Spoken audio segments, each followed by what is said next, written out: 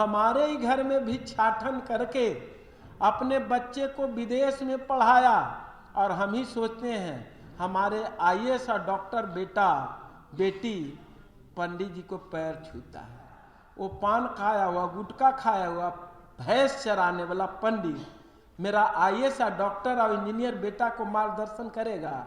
Interview के through, interview लेने में भी कलावा देखता है, जनेऊ देखता है, टीक देखता है, और इन सब के आधार पे वो लोग हमारे बच्चे को बाहर निकाल देता है। नाम अमृत काल से चला था, अब अमृत स्नान हो गया, तो हम गोबर से नहाते हैं क्या? गंगा जल को पवित्र मानता, पता नहीं कितने नालियां उसमें बही होगी, और उसको पवित्र जल मान के पिला देता है।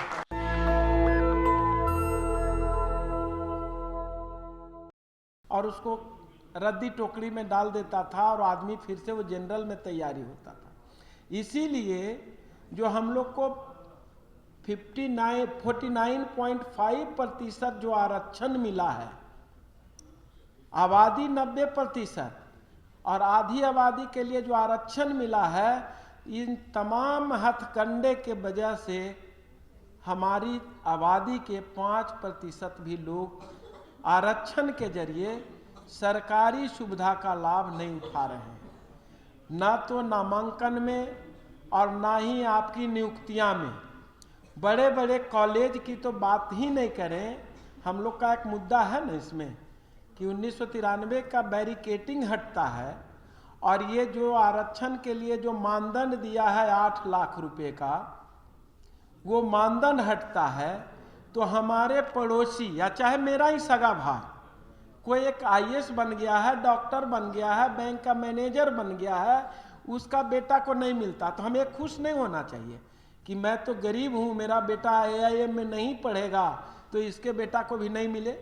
आपका भतीजा आपका नाम रोशन कर रहा है, आपका पड़ोसी आपका नाम रोशन करता है, एक आईएएस बनता तो वहाँ पे फूल माला मीडिया वाले पहुँच जाते हैं, लेकिन आजकल उसके लिए कम मिलते हैं। लेकिन हमारी बेटियों के साथ बलात्कार कर दी जाती है तो वहाँ पे मीडिया वाले तमाम पहुँच जाते हैं।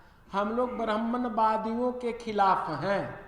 हम लोग बहन जी की भी पार्टी से, जो कि 100% है, जो कि हम लोग SC ST OBC के पार्टी मानते थे, उनके पार्टी में भी अगर कोई आदमी दलित OBC के अलावे कोई खड़ा होता तो हम लोग वोट देने की बात नहीं करते। उसी तरह से हम लोग के पार्टी, दूसरा जो नेशनल पार्टियां हैं, चाहे कांग्रेस हो बीजेपी हो, ये मंच किसी भी पार्टी का हिमायती नहीं रखता है। ये समस्त वर्ग के लोग, जो अगले क्लास के लोग हैं, जिसको सवर्ण में बोलते हैं, वो 10% को छोड़कर समस्त लोगों को हम लोग इनवाइट करते हैं, चिट्ठी पत्री देते हैं, और कई सारे कार्य भी उनसे हुआ है। तो ये अब ये विडंबना है कि हमको ही कुछ लोग बोल दिए कि आप तो बीजेपी के खिलाफ की बात करते हैं। एक बात आप लोग को बता देते हैं, हो सकता कल कांग्रेस की सरकार आ जाए, हो सकता कल यहाँ भारतीय जनता पार्टी की का आ जाए सरकार, आम आदमी की आ जाए, 3 ही लोग में आएंगे। तो अगर हम जिससे मांगते हैं, गार्जियन भी किसको डांटते हैं, नालायक किसको बोलते हैं? जो रोज अपने मदर फादर को कहता कि मुझे ये चीज़ चाहिए, ये चीज़ करना है। चूंकि ये सोशल फ्रंट है, जबकि मैं निरंतर कहता हूँ कि ये कार्यक्रम जो भी कॉन्स्टिट्यूशन क्लब में हम लोग रखते हैं, वो किसी पार्टी के विरोध में नहीं है, सरकार के विरोध में स्वतः चला जाता है, क्योंकि हम मांग कर रहे हैं, क्योंकि ये हकमारी हो रही है, ये हमें दिख रहा है। और ये हक मारने वाला शायद सरकार के लोग भी नहीं हैं, जो उनके गिने चुने लोग, जो हमारे ही घर में भिक्षाटन करके अपने बच्चे को विदेश में पढ़ाया, और हम ही सोचते हैं हमारे आईएएस और डॉक्टर बेटा बेटी पंडित जी को पैर छूता है। पंडित का मतलब जो ज्ञान से भरा हुआ है, जो हमारी मार्गदर्शन करता है। वो पान खाया हुआ, गुटखा खाया हुआ, भैंस चराने वाला पंडित मेरा आईएएस और डॉक्टर और इंजीनियर बेटा को मार्गदर्शन करेगा? नहीं करेगा। लेकिन हम लोग के साथ कुरीति है। अभी ताजा उदाहरण, प्रयागराज में भगदड़ मची, तंबू टेंट में रहने वाला कौन थे? हमारे ही भाई बंधु थे। अगर कोई व्यक्ति को कोढ़ ठीक हुआ हो वहां, जो चर्म रोग से ग्रसित है, पानी स्पर्श स्किन पे करता है, और कोई बता दे किसी व्यक्ति हमारे ही बंधु को चर्म रोग की शिकायत हो, उसका ठीक हो गया हो, लेकिन नाम अमृत काल से चला था, अब अमृत स्नान हो गया, तो हम गोबर से नहाते हैं क्या? अरे हम लोग तो भी रोज ठंडा पानी से नहावे करते हैं। तो यह समझने की बात है।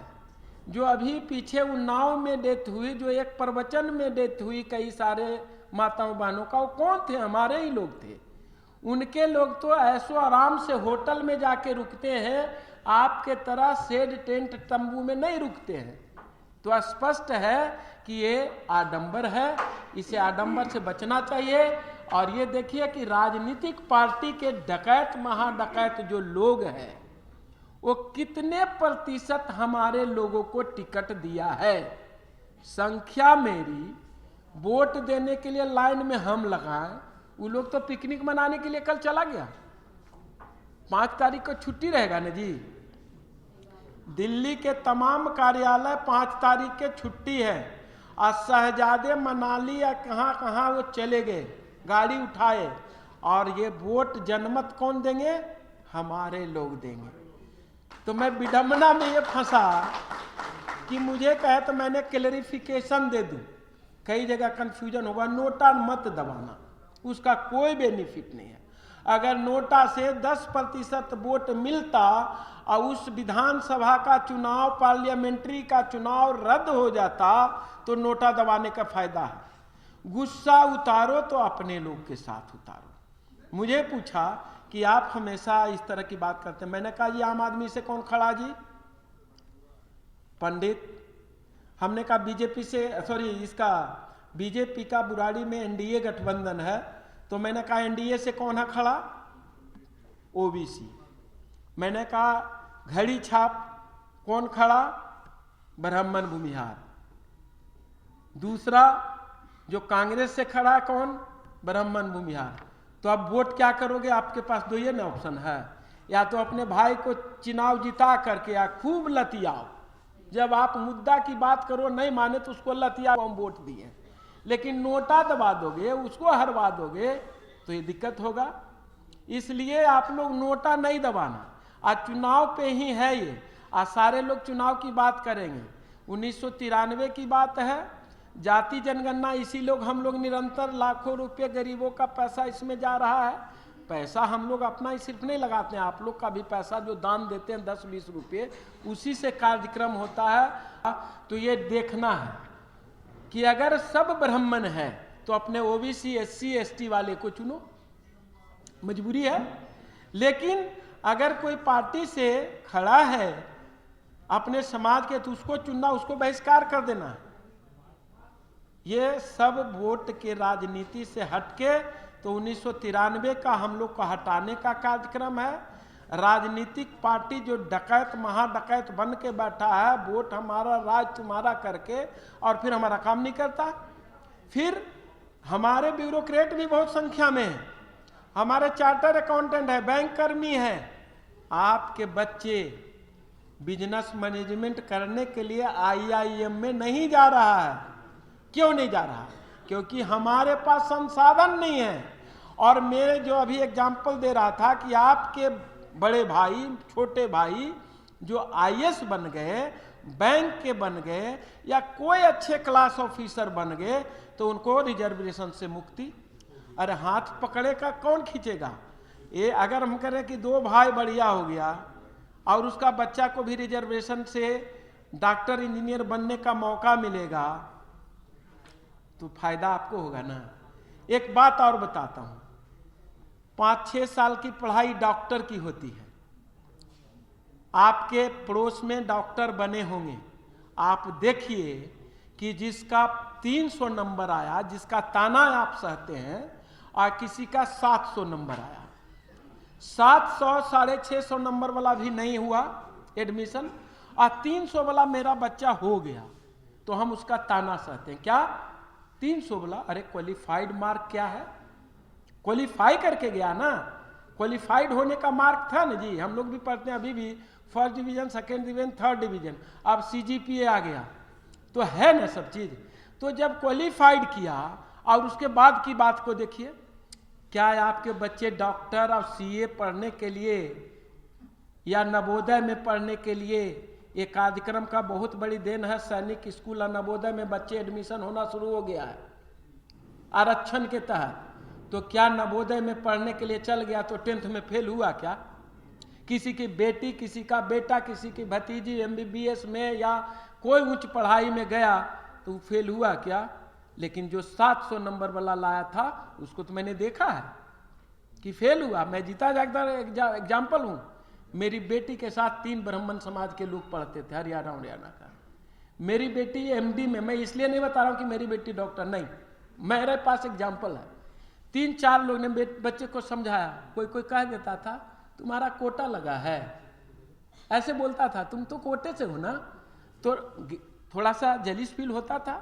नंबर उसको अच्छे थे, लेकिन जो बोलते थे कि तुम्हारा कोटा लगा है वो बाहर है MD से, और जो कोटा लग के गया उसको नंबर भी अच्छा है, अच्छा कॉलेज भी मिला और अच्छे डिपार्टमेंट मिला, और उसको एनेस्थीसिया भी नहीं मिला। आप बताइए, मेरा एग्जाम्पल ये देने का मतलब ये था कि ऐसा नहीं है कि यार, आप देखो ना, लाखों रुपए के कोचिंग वहां करके जाते हैं, करोड़ों रुपए कोचिंग में लगाते हैं, इसलिए उनके बच्चे ज्यादा नंबर तो ले आते हैं, बाद में नहीं पढ़ पा। कई जगह तो सवाल भी आउट हो रहे हैं, कई जगह परीक्षाएं रद्द करनी पड़ रही है। तो उनके, आपके बच्चे के लिए 20 लाख रुपया है, क्वेश्चन पेपर 10 बच्चे भी मिल करके ले पाएंगे? नो, ना आपके गार्जियन है, ना आपके सर्कल के लोग हैं कि कोई 2-4 क्वेश्चन भी हिंट कर दे। तो इन सब चीजों की वजह से हमारे लोग वंचित रहे। हमारे बुजुर्गों ने इस चीज को देखा, पूर्वजों ने देखा और उसको आरक्षण का प्रावधान दिया, और उसके तहत भी आज हथकंडे हैं। 8 लाख का बैरिकेटिंग लगा करके इंटरव्यू के थ्रू, इंटरव्यू लेने में भी कलावा देखता, जनेऊ देखता, टीक देखता है, और इन सब के आधार पे वो लोग हमारे बच्चे को बाहर निकाल देता है। क्यों? हमारे बच्चे पढ़ने में IIM का और कई जगह का मेरे पास एग्जाम्पल है, वीडियो पे कई सारे हमारे साथी दिखाएंगे कि जो बच्चा 200 में से 190 नंबर लाया और वही स्वर्ण का बच्चा 150 लाया, इंटरव्यू में उसको ज्यादा नंबर दिया, नंबर 700 800 जो भी था, 100 नंबर की, आज तो 0.5 का भी खेला है, हार जीत भी 1 वोट का खेला है। तो जो बच्चा टॉपर था, इंटरव्यू की वजह से उसको बाहर कर दिया गया। बहुत सारे एग्जाम्पल है मेरे पास। तो ये हम लोग एगो नारा देता ना, अब नहीं सहेंगे बदल के रहेंगे, तो हम लोग भी कहते हैं कि अब हम लोग नहीं सहेंगे और इसको बदलाव करके रहेंगे।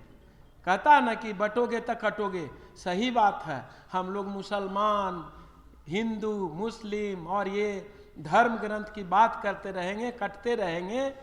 पंडित जी पूजा कराने जाते थे शूद्र समाज के घर में, पानी नया गिलास में भी नहीं, गंगा जल को पवित्र मानता, पता नहीं कितने नालियां उसमें बही होगी, और उसको पवित्र जल मान के पिला देता है? और हम अपने घर के भोजन को, अपनी बहू बेटी के घर के भोजन को कहते हैं कि अरे यार वो अपवित्र है, शुद्र है। तो ये सब चीज के वजह से नेशनल दस्तक की आपसे गुजारिश है कि अगर इसको बचाना चाहते हैं तो नेशनल दस्तक को सब्सक्राइब करने के लिए रेड कलर के सब्सक्राइब बटन को दबाएं, फिर बेल आइकन की घंटी दबाएं। नेशनल दस्तक को बचाने के लिए बहुत जरूरी है कि हर खबर को शेयर करें, लाइक करें, कमेंट जरूर करें।